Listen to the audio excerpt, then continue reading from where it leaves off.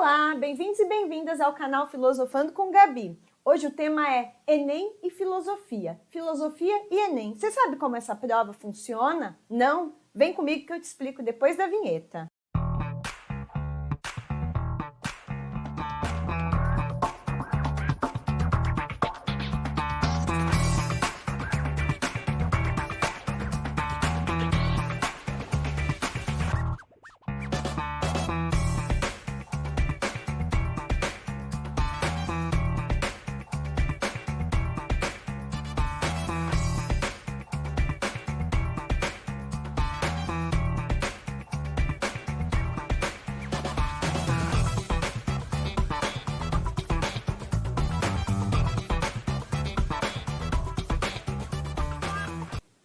Então vamos ao que interessa. Se você não está inscrito no canal, ainda é novo por aqui, se inscreve que tem muito conteúdo de qualidade, mas espere, assiste esse vídeo até o fim para ver se de fato ele vai ser relevante. E se for, dá um like, compartilha, manda para quem interessa, vamos democratizar essa educação aqui, gente. E o Enem, falar em democratização do ensino, ele é uma forma mais democrática, aparentemente, e justa de entrar hoje nas principais universidades do Brasil, sejam elas públicas ou privadas. Então, isso é muito importante. As pessoas precisam começar entendendo o que é o Enem, quando ele surge, para que ele serve e como ele cobre os seus conteúdos. E o conteúdo que nos interessa aqui, então, é a filosofia, né?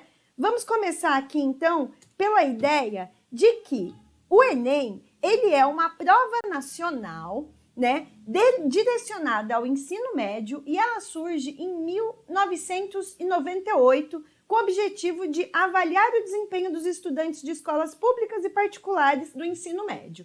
A princípio, ele tinha essa função. Só que como ele era uma prova abrangente e complexa, por que não utilizar ele como meios para entrar dentro das principais universidades? Começamos pelas federais, depois as públicas de um modo geral, como a USP, a Unesp, elas também participam das notas do Enem, mas aí vem principalmente, a Unesp não, eu me enganei. Mas a questão é, depois muitas universidades, e principalmente em tempo de pandemia, começou a adotar o SISU como método de entrada nas universidades. E o SISU é o sistema que usa a nota do Enem para avaliar o desempenho do aluno ao longo do ensino médio e saber o que ele conseguiu entender daquilo ali ou não. Então, o Enem, ele a partir de 2009, ele vai se tornar uma avaliação que onde se seleciona os estudantes de todo o Brasil para instituições federais de ensino superior, para os programas governamentais como o SISU, o ProUni e o FIES. Esses três programas devem um programa inteiro só para explicar cada um. O SISU é o sistema onde você insere sua nota para saber qual universidade, qual curso você consegue entrar com a nota que você tirou. E essa nota também do Enem, ela vale para as universidades particulares já de uma forma diferente, não é necessariamente pelo método do SISU, tá bom? O FIES é o programa de financiamento e o ProUni também é uma forma de adentrar dentro das universidades não só públicas, mas também particulares por meio da nota do Enem, ok? Então, são detalhes que a gente tem que ter outra aulinha só para esses programas. Mas estes programas facilitam a vida de quem deseja estudar nas universidades públicas ou precisa de um apoio do governo para pagar a mensalidade das universidades particulares. E é interessante que o Enem também é aceito em vários lugares do mundo, não só no Brasil. Então, a Universidade de Portugal, por exemplo, algumas universidades aceitam a nota do Enem. Então, é muito interessante. Tudo bem, elas são pagas, não é tão simples, mas entende que já facilita um processo onde você não cursou o ensino médio e você pode, de repente, fazer o ensino superior em outro país, tirando uma boa nota no Enem? Olha que tudo nessa vida, gente. Como que é a prova? Vamos ao que interessa. As provas do Enem, elas são incorporadas por questões que são tópicos simples ou complexos de todas as disciplinas. Mas, Gabi, o que cai no Enem? Tudo cai no Enem. Tudo. Se liga aqui, ó. Essa prova tem exigido dos candidatos cada vez mais bagagem de conhecimentos gerais. O candidato que quer se dar bem nessa prova precisa ter um bom nível de vocabulário, vamos falar disso, e uma boa capacidade de interpretação, como vemos no meu material que tem disponível, inclusive, uma aula gratuita, a aula 00, pelo Estratégia Vestibulares, que é de onde eu também sou professora. E lá a gente tem um curso completaço, extensivo do Enem, com tudo que você precisa. Mas vamos aqui ao que nos interessa hoje. As questões em geral misturam notícias jornalísticas, trechos de obras literárias, quadrinhos, imagens, letras de música, poemas, diálogos, entre outros. E temos também, nos anos anteriores, questões que demandavam atenção aos detalhes nas entrelinhas e de cada tipologia textual e um vocabulário mais amplo. Só que isso vem mudando. O formato da prova do Enem não é o mesmo desde que ele começou. Ele foi se adequando, ele foi se moldando para atender às exigências das universidades e também para exigir cada vez mais do nosso aluno aí do ensino médio, para que ele esteja atento a tudo e a todos. Como assim, Gabi? Olha aqui, quando a gente pensa no Enem, a gente tem que pensar que é o seguinte: qual é o foco? O Ministério da Educação hoje tem um interesse maior em saber, de fato, qual é a capacidade dos estudantes de ler e interpretar os textos em todas as disciplinas. E assim, todos os conteúdos serão explorados, então, sendo contextualizados dentro dessa prova. O que significa isso? O MEC, que é o Ministério da Educação, que é responsável para garantir uma educação de qualidade para os cidadãos brasileiros, seja essa educação pública ou seja essa educação privada, ele tem que cobrar o quê? Capacidade interpretativa. Qual é a sua capacidade de ler e entender um texto? Qual é a sua capacidade de ler uma questão de matemática ou de química e entender o que ela está pedindo? Muitas vezes vocês, enquanto alunos, enquanto realizadores de questões, porque se tem uma coisa que funciona no estudo é fazer questão. Uma das dicas que a gente fala para realizar a questão é observar o comando, o que está pedindo a questão. E muitas vezes vocês, enquanto estudantes, não relevam a importância do comando da questão. Ficam ali muito atentos ao texto, muito atentos ao conteúdo, sem levar em consideração, de repente, que a pergunta está ali, ela não é tão complexa quanto você imagina. Então, atente-se ao comando da questão. Essa aqui, então, é uma dica, tá? Como essa prova do Enem é dividida? A prova do Enem ela é constituída de redação em língua portuguesa e de 4 provas objetivas. Cada prova tem 45 questões de múltipla escolha. Como funciona? As provas objetivas são das seguintes áreas: linguagens, códigos e suas tecnologias, ciências humanas e suas tecnologias, é aqui que está a disciplina de filosofia, geografia, história e sociologia, as ciências da natureza e suas tecnologias, matemática e suas tecnologias. Então, para o que nos interessa aqui, falar das ciências humanas e das suas naturezas e tecnologias é onde vai estar o campo, é a área que se encontra a filosofia. Então, nós vimos aqui que cada bloco desse compõe 45 questões, certo? Então, como que se divide isso, professora? 45 questões em cada bloco. Você tem um dia para fazer uma prova, um bloco, e outro dia para fazer o outro bloco. E a redação está aqui. A redação se inclui na linguagem, códigos e suas tecnologias, ok? Como funciona? Vamos entender como funciona esse mecanismo? Você fará as provas em 2 dias, tá? Para quem nunca prestou o Enem, presta atenção nessa dica. O primeiro dia são aplicadas as provas de linguagens, códigos, suas tecnologias, a redação, ciências humanas e suas tecnologias.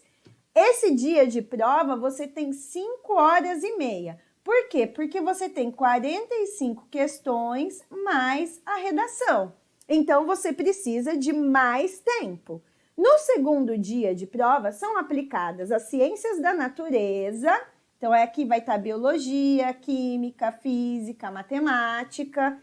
E aí, você vai ter aqui, então, também 5 horas para resolver 30 minutos a menos. Por quê? Porque não tem a redação. São só as 45 questões dessas áreas definidas, ok? Então, a prova é isso. 2 dias, ela acontece normalmente num domingo e no domingo sequente. Ela sempre acontece em novembro, agora em tempos de pandemia a gente vai rever. Provavelmente as inscrições do Enem vão sair agora, em maio, junho, julho, já deve ter inscrição. E aí, quando souber as datas e coisas assim, eu volto aqui para falar para vocês, tá bom? O que a gente tem que saber, então, quando se diz sobre filosofia? Como que fica a filosofia no Enem, Gabi? É isso que eu quero saber, é por isso que eu vim assistir esse vídeo. Como já dito, as questões de filosofia encontram-se na prova de ciências humanas e suas tecnologias. O Enem tem como características cobrar questões de forma interdisciplinar. Muitas vezes, os assuntos de filosofia são cobrados juntos com assuntos de história, sociologia e até mesmo geografia. Essas disciplinas devem ser estudadas de forma integrada, de modo que o conhecimento contribua para o desenvolvimento de habilidades das outras disciplinas, das outras áreas. Então, o que a gente tem aqui? Mas filosofia está sempre envolvida com alguma coisa, Gabi? Não mais, não tanto. Por muito tempo foi assim. Ela sempre estava relacionada com outro conteúdo. Só que, nos últimos anos, a prova do Enem vem transformando-se, ela vem passando por uma evolução. E a filosofia vem cada vez mais sendo conteudista e não tão interpretativa. Eu vou trazer alguns exemplos para vocês daqui a pouquinho. Olha, a evolução da disciplina de filosofia. Nas versões iniciais da prova, as questões eram cobradas de forma mais interpretativa. O conhecimento aprofundado dos filósofos era pouco explorado.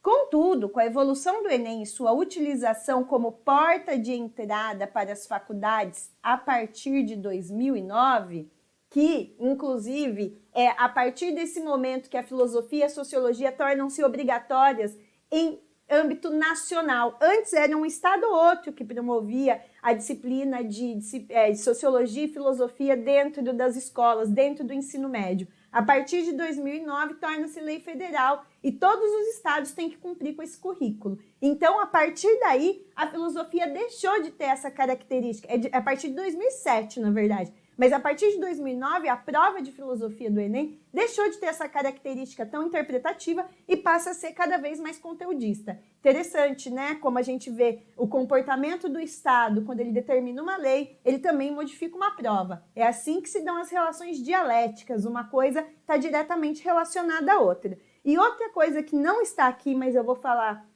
já, quantas questões de filosofia. Quantas questões cai, Gabi? Se tem 45 questões de humanidades, quantas que tem de filosofia? Então, das 45, a gente tem que dividir com geografia, com história, com sociologia e tem a filosofia. Uma média de 9, 10, 7 questões. Varia de ano para ano. Existe ano que tem 9, existe ano que tem 10, tem ano que tem 7, tem ano que tem 6. Nos últimos anos, esse número vem batendo sempre entre 8 e 9. Então, a gente está falando de uma porcentagem alta aí até de questões de filosofia nessa prova aí de humanidades, ok? Vamos lá, então?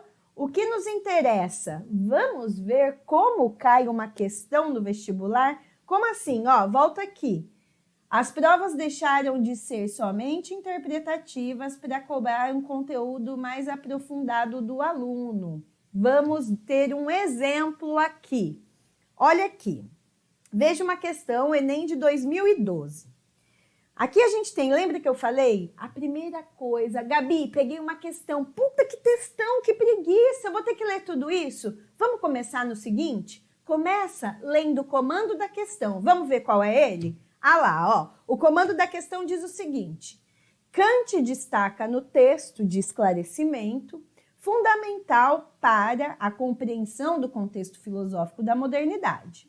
Esclarecimento, no sentido empregado por Kant, representa o quê? Então, a gente tem aqui uma questão que o comando já está dizendo. Kant fala sobre esclarecimento. E aí, né? O que é esclarecimento para o Kant? Você olhou para mim agora e falou, não tenho a menor ideia, eu nunca ouvi falar de Kant nem de esclarecimento. Então, bora se inscrever no canal, se inscrever no Instagram e seguir a professora de filosofia, porque você tem que saber disso, cara, você tem que saber disso, mina, porque senão vocês não vão conseguir gabaritar filosofia. E dá para gabaritar filosofia no Enem. Por quê? Porque não muito conteúdo, mas segue as dicas. Presta atenção no que é relevante e continua aqui que eu vou te mostrar um mapa de calor das questões que mais caem no Enem. Vem aqui comigo, então. O que a gente tem aqui? Olha, o comando da questão quer saber o sentido do que é o esclarecimento para o Kant. Ok. Aqui a gente tem 5 alternativas. Sempre a prova é composta de 5 alternativas. Não tenho ideia do que é? Vamos ver se dá para interpretar? Será que dá? Vamos dar uma lida? Vamos lá. Esclarecimento, ele está explicando já, é a saída do homem de sua menoridade, da qual ele próprio é culpado. A menoridade é a incapacidade de fazer uso do seu sentimento, do seu entendimento sem a direção de outro indivíduo. Quando você não consegue usar sua capacidade sozinho. O homem é o próprio culpado dessa menoridade. Se a causa dela não se encontra na falta de entendimento, mas na falta de decisão e coragem. Olha, menoridade, falta de decisão e coragem de servir-se de si mesmo sem a direção de outra pessoa. Tem coragem de fazer uso do teu próprio entendimento. Tal é o lema do esclarecimento. Olha aqui, ó. O lema do esclarecimento é ter coragem de fazer uso do próprio entendimento. A preguiça e a covardia são as causas pelas quais uma tão grande parte dos homens, depois que a natureza de a muitos libertou de uma condição estranha, continuem, no entanto, de bom grado, menores durante a vida. Então, a gente tem aqui uma questão onde o Kant está falando que o esclarecimento é aquele que atinge uma maioridade, é o esclarecido, é a pessoa que busca conhecimento. O menor, a menoridade, é aquela pessoa que não é capaz de tomar as próprias decisões. Quando você é menor de idade, significa que você tem que obedecer aos seus pais. Eles são responsáveis, o seu tutor, são responsáveis legais por você. Você não responde pelas suas ações. Mas a partir do momento que você olha para o mundo, questiona e entende que você é responsável por ele, torna-se uma pessoa esclarecida, busca a razão, então você atinge a maioridade. É isso que o texto está trazendo para a gente. A partir da interpretação, você conseguiu chegar a tudo isso? Espero que sim. Se não chegou, é bom ter um conhecimento, então, mais profundo do que é o Kant. Então, sabendo disso, do que eu expliquei, do que o texto trouxe, vamos aqui, então, às alternativas. Então, o que é esclarecimento para o Kant? É a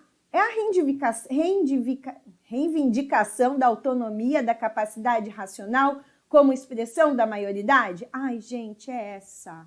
Já coloquei a primeira certa. Por que é essa, Gabi? Não entendi. Olha aqui. O que é esclarecimento? Reivindicar, ou seja, chamar para si a autonomia da capacidade racional como expressão da maioridade. É exatamente o que ele está trazendo no texto. A gente precisa fazer o uso, ó, vou até pegar outra cor de caneta aqui, ó. A gente precisa fazer uso do seu próprio entendimento. Esse é o lema do esclarecimento. Servir-se de si mesmo sem precisar de outra pessoa. Isso, gente, significa autonomia. É exatamente o que o Kant queria. Essa alternativa A já ia dar certo. Uma questão interpretativa, né? Você tinha no texto o que é o esclarecimento. Ah, mas a prova não estava cada vez mais conteudista? O texto aqui ajudou bastante. Vamos só dar uma lida nas outras para a gente eliminar, já que estamos aqui? O exercício da racionalidade como pressuposto menor diante das verdades eternas. Verdades eternas têm a ver com Deus, tem a ver com não é sobre isso que ele está falando. Pelo contrário, ele queria um homem que pensasse por si e não por conta de verdades eternas, não em nome de Deus, tá? C. A imposição de verdades matemáticas com caráter objetivo de forma heterônoma. Quando você lê o texto, tem alguma coisa falando de matemática? Não tem. Então, presta atenção. Outra coisa, olha o comando da questão. Isso é muito importante. Você está resolvendo uma questão, você ficou na dúvida entre A e a B, volta lá no comando da questão. O que ela está dizendo? Olha o que está dizendo para a gente. Kant destaca no texto o conceito de esclarecimento. Então, ele está pedindo para você se atentar ao texto. Tem questão que fala, a partir do texto e dos seus conhecimentos, aí você já sabe que o texto provavelmente não vai trazer a resposta que você quer de forma tão simples. Mas quando ele fala de acordo com o texto, a partir do texto, vá ao texto. Fiquei em dúvida entre A e B, vê qual está mais próxima do texto e assinala essa, tá? Então vamos lá. Alternativa D. A compreensão de verdades religiosas que libertam o homem da falta de entendimento. É isso que é esclarecimento? É o contrário disso. As verdades religiosas, se você conhece o pensamento do Kant, você sabe que ele vai falar que elas podem nos alienar, né? Então é melhor não ficar atrás daquilo que a mente humana não é capaz de explicar de forma racional. Então, tudo que é uma questão de fé, para ele é uma questão de ser improvável, porque não dá para provar. Então é melhor não perder tempo tentando entender se existe ou se não existe, tá? Mas isso aí é uma aula do Kant e tem uma aula aqui disso, aqui no canal. Se liga, hein? E a emancipação e da subjetividade humana de ideologias produzidas pela própria razão. Não, a gente tem que fugir das ideologias, mesmo que elas tenham sido produzidas pela razão. Então, nenhuma alternativa aqui condiz com o pensamento do Kant, a não ser a alternativa A, ok? Bom, aqui então eu trouxe uma questão que mostra aí uma questão de filosofia, como que ela é cobrada. Para você que nunca fez uma prova do Enem, né? Para você que nunca fez um simulado, que é novo aqui, não tô caí de paraquedas e eu quero entender o que é o Enem, essa é uma questãozinha pesadinha, mas que o texto ajuda a entender. Por isso que você precisa no Enem de interpretação de texto e vocabulário. Se liga nessa outra dica. Outro ponto importante que muitas vezes pode ajudar a resolver as questões é o vocabulário. Por quê? Muitas das questões podem ser respondidas pelo conhecimento do vocabulário. O conhecimento do vocabulário é fundamental, gente. Se você não lê, comece a ler agora. Ai, mas eu odeio, eu tenho preguiça. Gente, a leitura é a única forma de aprimorar o vocabulário. Não tem outro jeito. Você precisa ler, ler, ler e ler. Presta atenção. Não precisa ler filosofia. Você pode ler o que você quiser. O importante é a leitura. Porque cada vez que você lê, você aprende uma palavra nova. Gente, eu tenho certeza que se você parar para ler uma notícia do dia, vai ter uma palavra ali que você nunca ouviu falar, que você vai anotar e vai registrar ela. Por quê? Porque isso vai estar na tua prova. Na sua prova de português, de química, de física, de matemática, as coisas aparecem. Então, amplie o seu vocabulário, tá? Como? Com leitura. Vamos ver como que o nosso vocabulário é importante para uma questão de filosofia, por exemplo? Então, aqui, o Enem de 2019. Vamos lá. Vimos que o homem...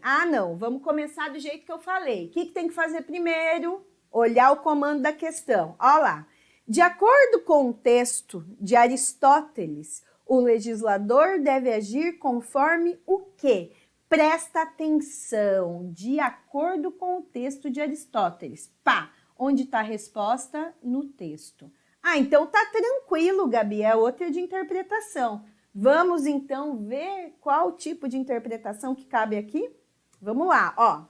Vimos que o homem sem lei é injusto e o respeitador da lei é justo. Então, aqui a gente já está falando que o homem com lei é justo e o homem sem lei é injusto. Evidentemente, todos os atos legítimos são, em certo sentido, atos justos. Porque os atos prescritos pela arte do legislador são legítimos e cada um deles é justo. Ora, nas disposições que tomam sobre todos os assuntos, as leis têm em mira a vantagem comum, quer de todos, quer dos melhores ou daqueles que detêm o poder ou algo desse gênero. De modo que, em certo sentido, chamamos justos aqueles atos que tendem a produzir e a preservar para a sociedade política a felicidade e os elementos que compõem. Então, aqui a gente tem um trechinho da obra do Aristóteles que chama A Política, onde ele está dizendo o que é o justo, o que é o injusto, e ele deixa claro a importância do legislador, da lei. Quando a gente age na legalidade, a gente está agindo de acordo com a lei. Ponto. Vamos então às alternativas? Olha aqui. Então, de acordo com o texto de Aristóteles, o legislador deve agir conforme a alternativa a moral e a vida privada. Então, o legislador é aquele que cria as leis. Opa, essa caneta está muito ruim, né? Vamos colocar uma tinta vermelha. Então, o legislador é aquele que cria as leis, ok? B, virtude e os interesses públicos. Então, calma aí. O legislador, se ele cria as leis, ele deve agir de forma moral, de acordo com a vida privada? O legislador tem que cuidar da vida dele ou da vida de todos? De todos, né? Então, a gente não pode ter a alternativa A como alternativa correta.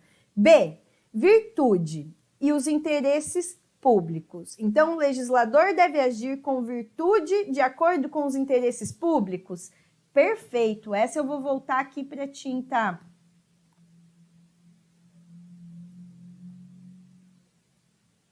Perfeita, correta. Eu ia voltar para amarela e não consegui. C, a utilidade e os critérios pragmáticos. Então, aqui, você sabe o que é virtude? Virtude é agir corretamente. Virtude é agir de forma de acordo com a lei. É agir para o bem. E quando você coloca ali que é virtuoso e agir para a vida pública estava bem claro ali no texto. Mas se você não tem ideia do que é virtude, provavelmente você já ia ficar na dúvida. Então, você tem que ter claro o que significa a palavra virtude. É agir bem sem olhar a quem. É fazer o bem sem olhar a quem. A virtude é a propensão que a gente tem de agir corretamente, ok?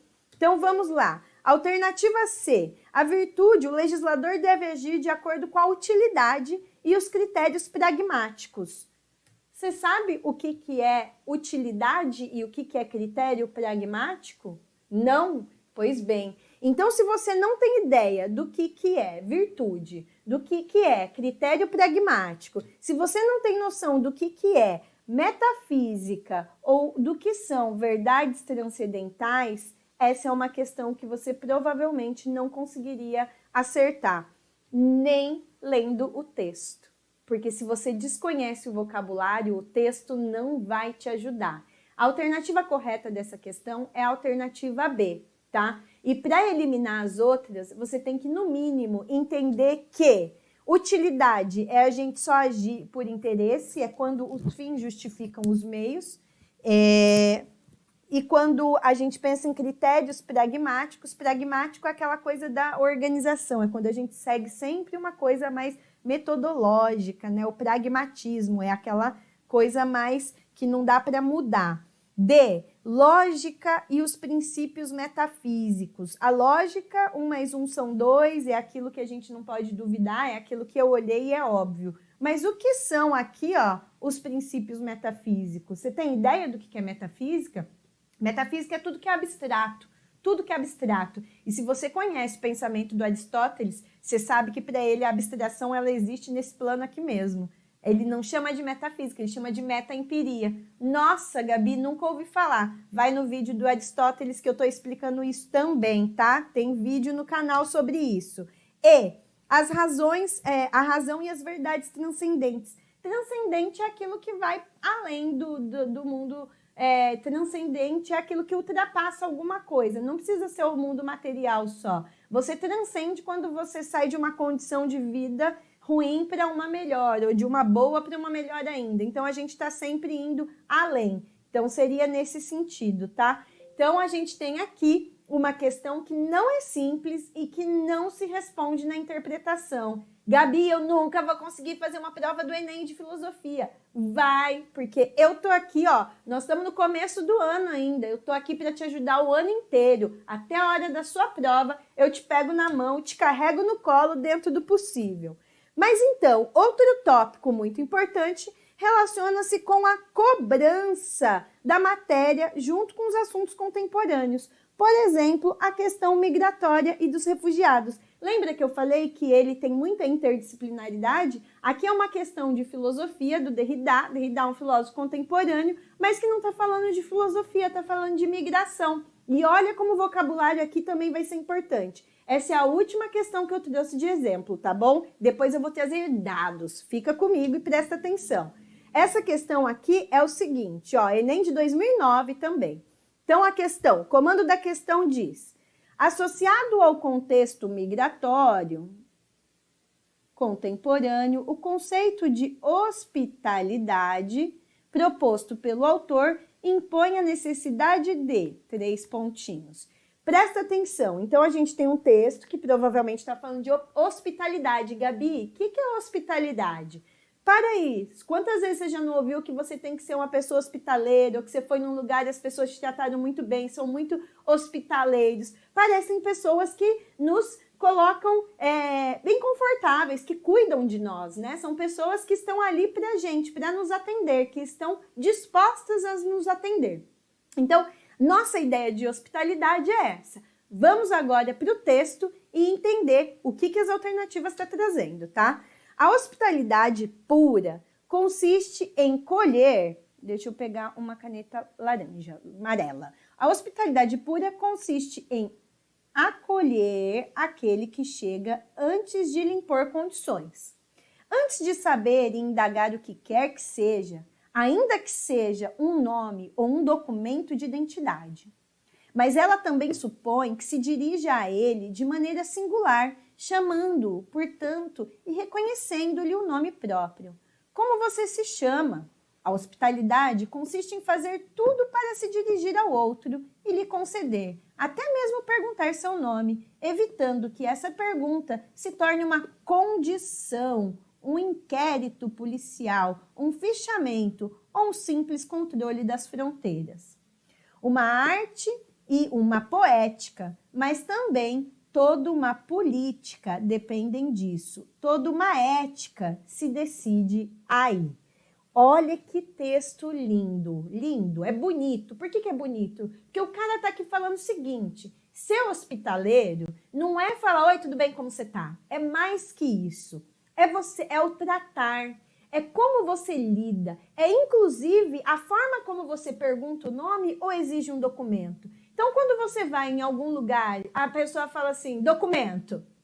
Você fala, nossa, nem um bom dia, e entrega. Quando a pessoa olha e fala, oi, bom dia, bem-vindo, tudo bem, por favor, você poderia me emprestar o seu documento para eu fazer o seu cadastro? Aí você já é educado de volta. Olha que interessante, é uma troca a hospitalidade.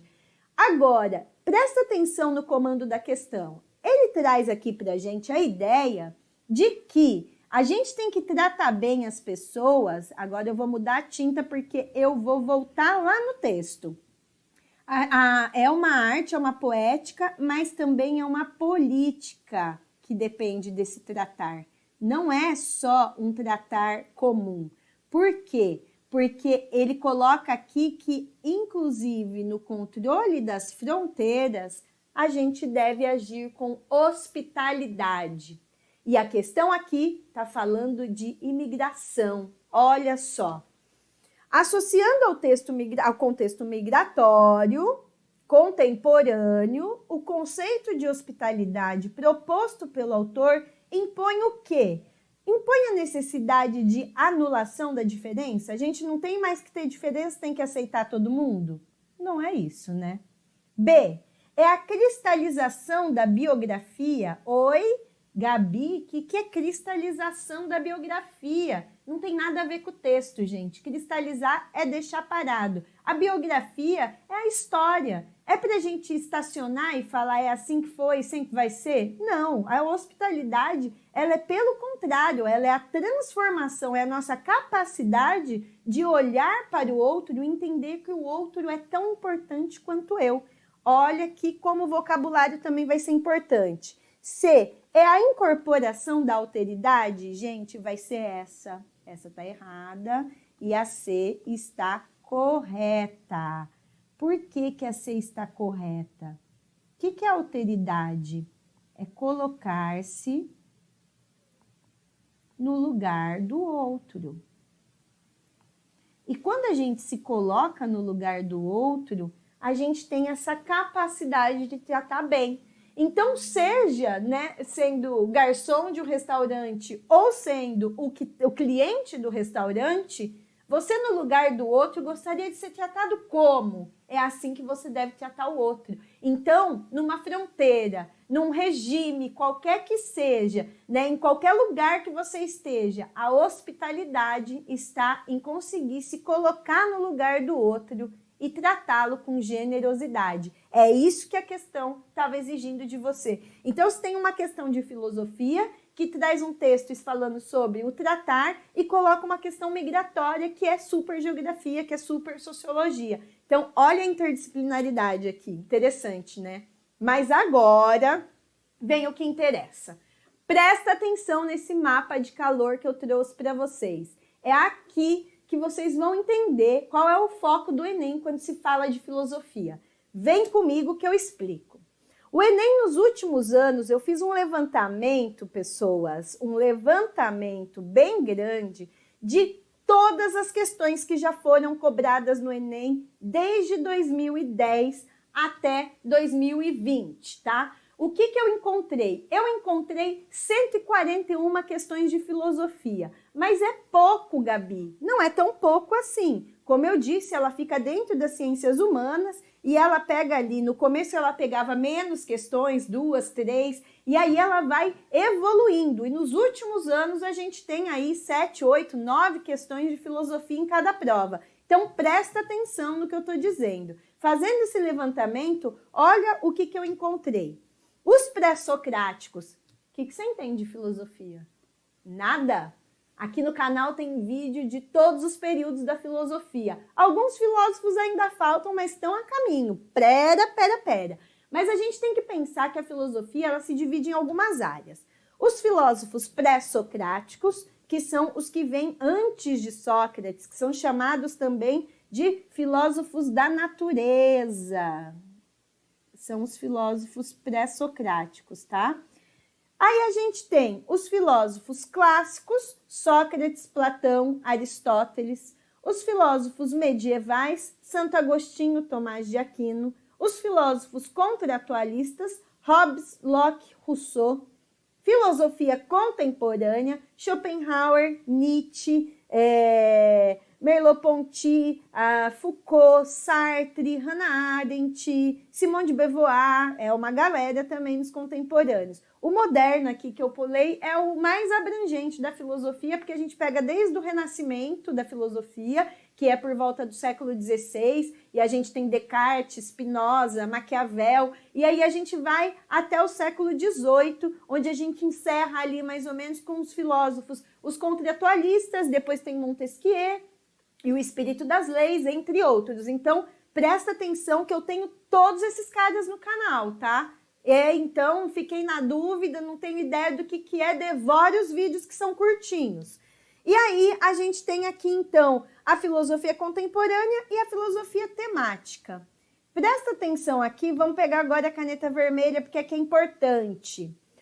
Os pré-socráticos, 11 questões em 10 anos, mais ou menos uma questão por ano. Clássica, mais ou menos 2 questões por ano. Medieval, todo ano tem uma. Contratualistas, nos últimos anos vem sendo mais cobrados. Tem bastante questão dos filósofos contratualistas. Eles caem todo ano, ou Hobbes, ou Locke, ou Rousseau. Presta atenção que isso é importante. Filosofia Moderna, olha como se concentra as questões na filosofia moderna. Rabisquei demais, vamos lá. Moderna em temas e na contemporânea. Então, a gente tem aqui, gente, uma questão bem clara. E a questão bem clara é que das questões, das 141 questões que eu encontrei no Enem nos últimos 10 anos, eu percebi que os filósofos modernos e contemporâneos acabam sendo o que mais cai. Sozinhos, eles já concentram metade da prova do Enem. E isso é característica de uma prova moderna e interdisciplinar, porque a filosofia moderna e contemporânea trata de temas e assuntos do hoje, do agora. Ele consegue trazer uma notícia de um dia, da semana anterior da sua prova do Enem, e colocar o Maquiavel nessa questão, e colocar o Rousseau nessa questão, colocar o Montesquieu nessa questão. Por quê? Porque eles são filósofos da atualidade, eles estão no cotidiano. Você não sabe que eles estão no cotidiano? Presta atenção nesse canal que ele tem muita coisa para te mostrar. Então, olha aqui, continuando.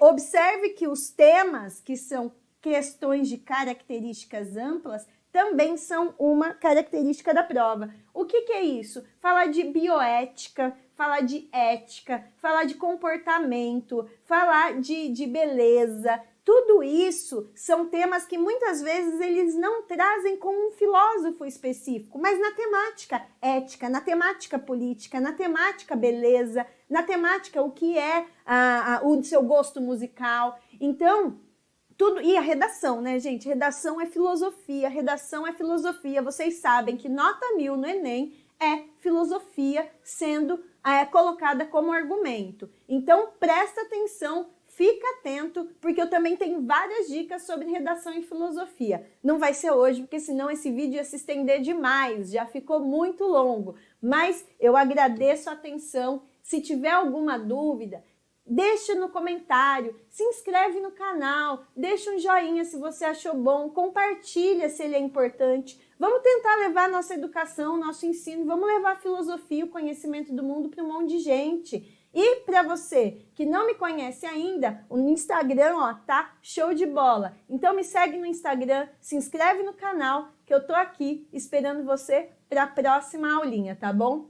Um beijinho e até breve.